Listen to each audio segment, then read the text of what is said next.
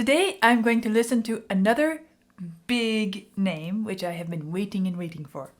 Finally, I get to hear the Rolling Stones. This is one that so many of you have said you can't have claimed to have listened to rock music until you've listened to the Rolling Stones.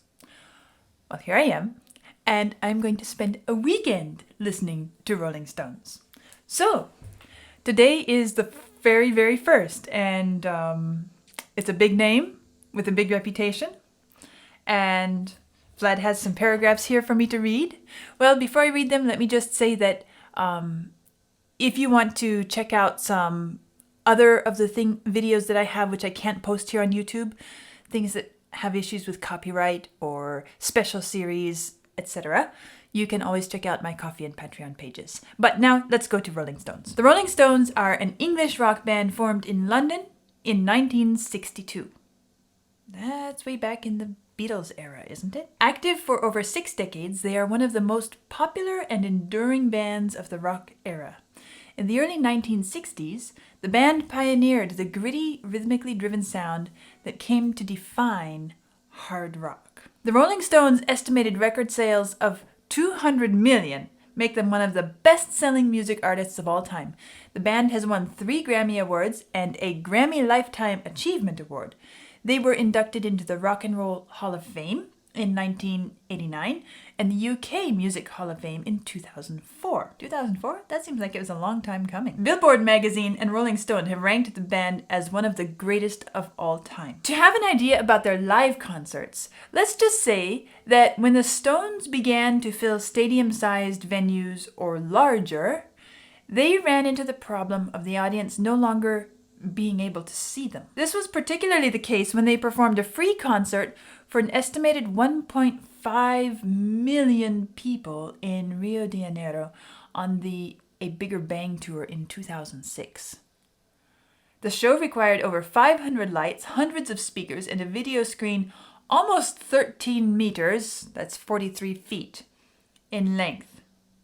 Due to the 2.5 kilometer, or that's 1.6 mile, length of the beach on which the Stones performed, sound systems had to be set up in a relay pattern down the length of the beach to keep the sound in sync with the music from the stage. For every 340 meters of beach, the sound would be delayed by an additional second. Wow, that's quite the project to set up. I'm curious how they managed to make it all work. Anyway, that's impressive. Really an incredible audience. I Can't Get No Satisfaction was first released as a single in the United States in June 1965, so this is from their earlier era. Satisfaction was a hit, giving the Stones their first #1 in the US. In the UK, the song initially was played only on pirate radio stations because its lyrics were considered too sexually suggestive. It later became the Rolling Stones' 4th #1 in the United Kingdom. I Can't Get No Satisfaction is one of the world's most popular songs and was number 31 on Rolling Stone magazine's 500 Greatest Songs of All Time in 2021. It was inducted into the Grammy Hall of Fame in 1998, and it is the 10th ranked song on critics' all-time lists according to Acclaimed Music. The song was added to the National Recording Registry, the Library of Congress, in 2006. Wow. Okay, so there we have the Rolling Stones' reputation. They're starting way back with the Beatles. Their audience size. This is going to be quite a ride, I suppose.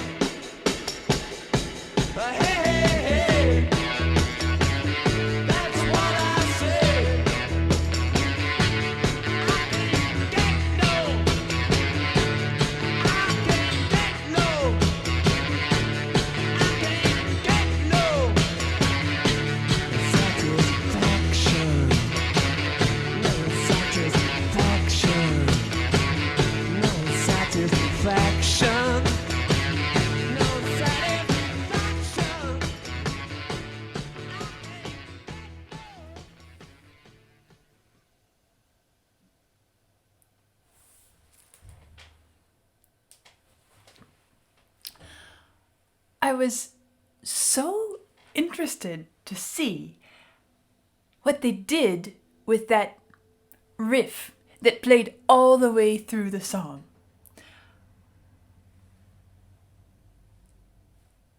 They placed it both in the guitar and the bass. I'm going to go back and show you, because once you hear it, you'll hear it all the time. But it gives it such an interesting kind of balance and activity that maybe on the surface we don't really pick up so much, but when you hear it, it suddenly perks up your ears and you think, that is great. I want to show you what it is.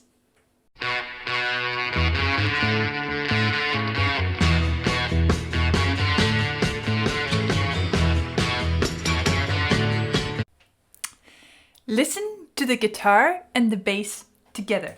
And it happens like this throughout most of the piece, but the easiest place to hear it is here at the beginning in the intro, and then also a bit later I'll show you as well, after it has that break and it's silent for a minute. But when it first comes in, we can hear it clearly. So notice the rhythm of the guitar. Bum, bum, dum, bum, bum, ba, ba, dum, ba, dum. All right, and that's what happens over again, right? We hear that. Beep, beep, da, da, da, dee, dee, dee, dee, dee, dee, dum, da, dee, dee, dee, dee, dee, dee, dee, da, bum, da, dee, dee. That's what we hear. But listen to the bass underneath. It's that soft, mellow sound. And see if you can notice what is happening with the bass underneath it. Same thing again.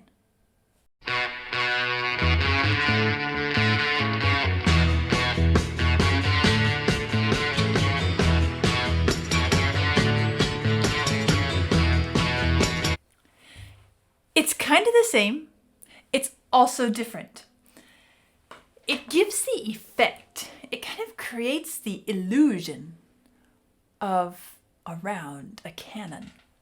Think of Row, Row Your Boat, or Frere Jacques, or any of those little rounds. The Morning Bells. Well, let's take this one. So we have this.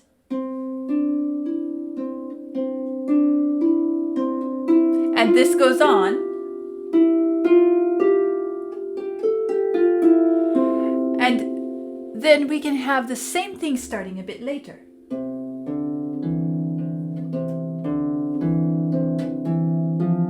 And we can do it at the same time.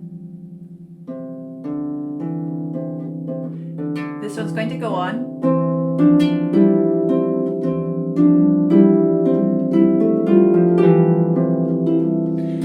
And so you have this canonical pattern of one part coming in later than the other. Now, this in this song, I Can't Get No Satisfaction, is not actually a canon, but it gives the illusion, because we feel like we hear something and we think that we hear something else starting just a bit later. Only it's not even, well, you can have canons that start offset but not quite stacked. So we could have something like this.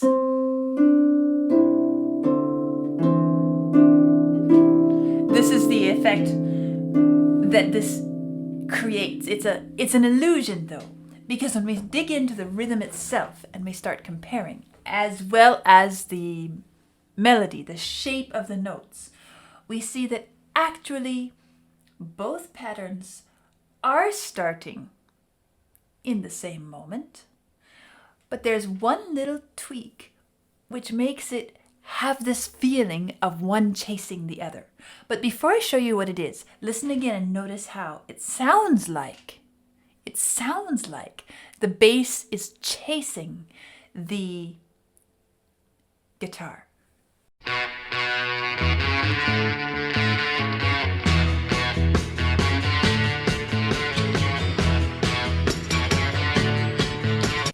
How did they do that? Because, admit it, this song is really incredibly repetitive and doesn't have a lot going on in it. We have this riff, bum bum da da da da da da da da bum bum da da da, right? And that's pretty much all we have. But then it would have been incredibly boring if nothing else were happening around it. Even the drums and the other guitar stuff going on is really basic. But this one little thing, I have to say it's rather clever what they've done. What do we hear happening in the guitar? It's a fairly simple rhythm, but it has a few ties, and I'm going to mark it out according to small units of time. So this is a unit of 2, this is a unit of 3, and this is a unit, then we just have single units, and then we have a unit of 4. All right, now we're going to highlight them quickly so that we can see. That's a group of 2 small units. This is a group of 3 small units. And this is a group of 4 small units. That's all fine and good. Then what about the bass underneath? We have the bass, which is going to be a unit of 3 to begin with, and then a unit of 2. Then it has single units and a unit of 3. Now, if I draw lines, you can see exactly where they stack up. This aligns. That's good. They sound like they are together.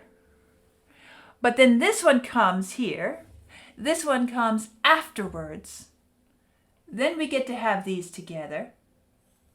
And then the bass moves up 1 as the guitar stays where it is.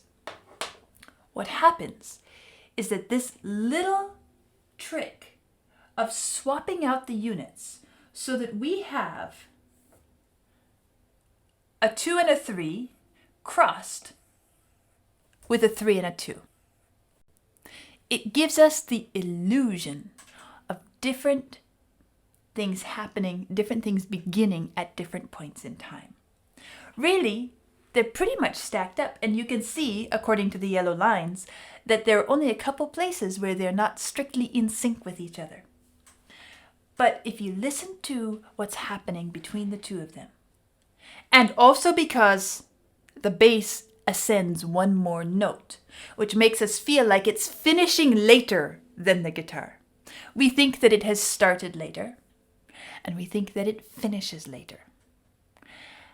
Because of that, we get the impression that they are offset, that the guitar begins and the bass chases.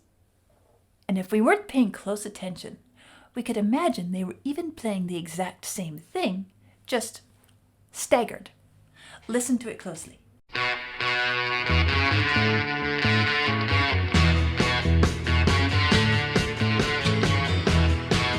Now, I want to clarify, because some of you might say, well, the guitar did start sooner. But the bass came at the right moment in its pattern so that it is not any later than if it had started here. So that even adds to the illusion, because we think, da da da, and we hear the guitar, and then we hear the bass, da da da da, and we think, oh, the bass is chasing the guitar. Not true.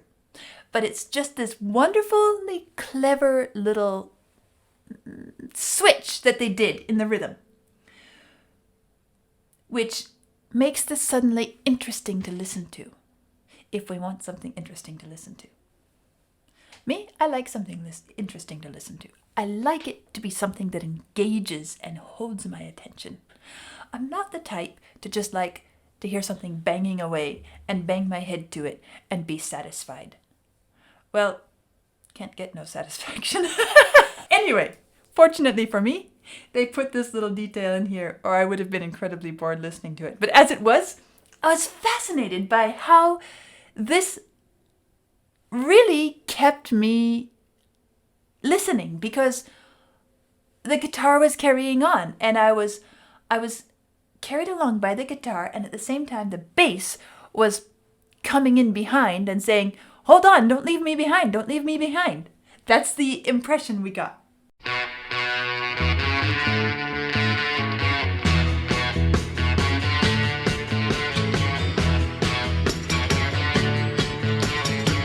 Notice how it sounds like the guitar is ahead. Now we have this first part.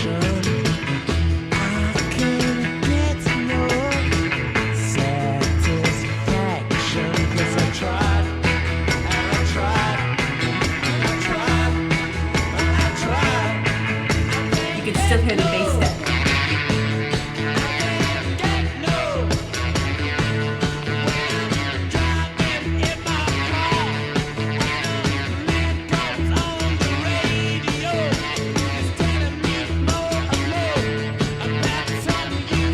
Now listen.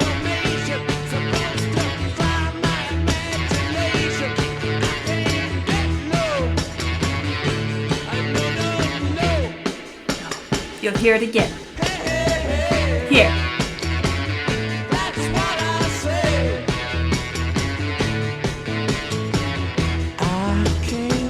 Those are the two clearest points in the song. Right after that kind of break in the sound, and at the very beginning of the song, where you will be able to pick it out and begin to get a handle on what's actually happening. But as it is, we get this wonderful effect of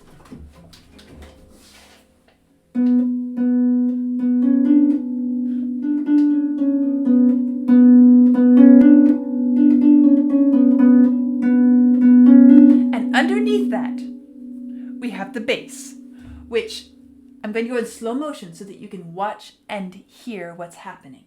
This is the bass down here, and it's going to go.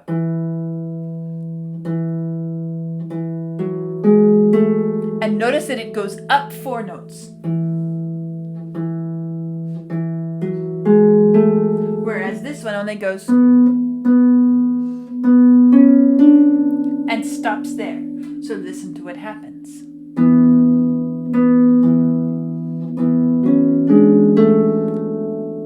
And so we think that this has ended later, and then this begins with this note. And so we think that this is starting sooner. And so we have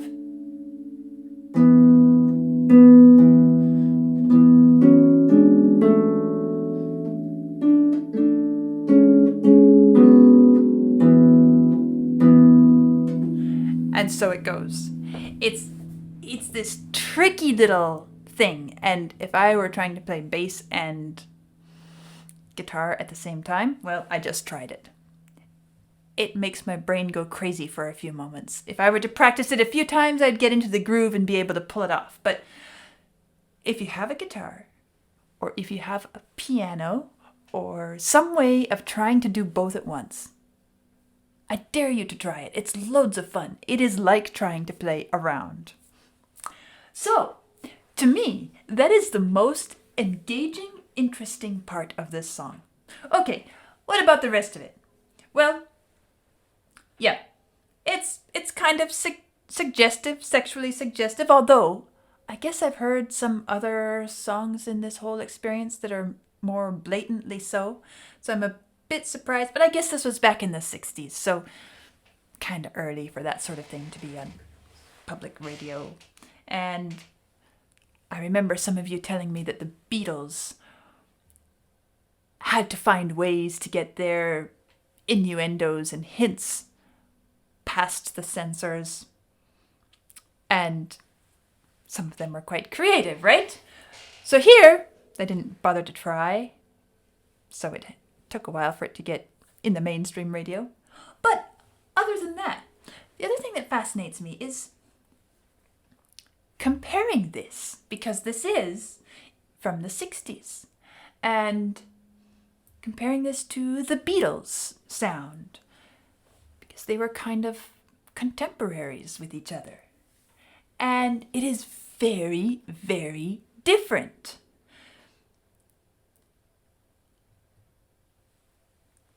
The early Beatles is maybe a bit more happy sounding. This is as the paragraphs that I read said, grittier, although not overbearingly so. But this guitar sound that they pull out of here is really quite. I would say it reminds me of bassoon. It has that sort of reedy, gritty sound to it.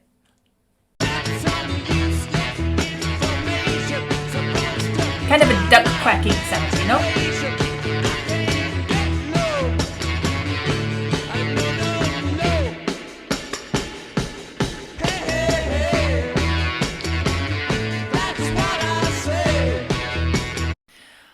Also, I wouldn't say that this is particularly harmonically adventurous or creative. The Beatles were more creative in that way.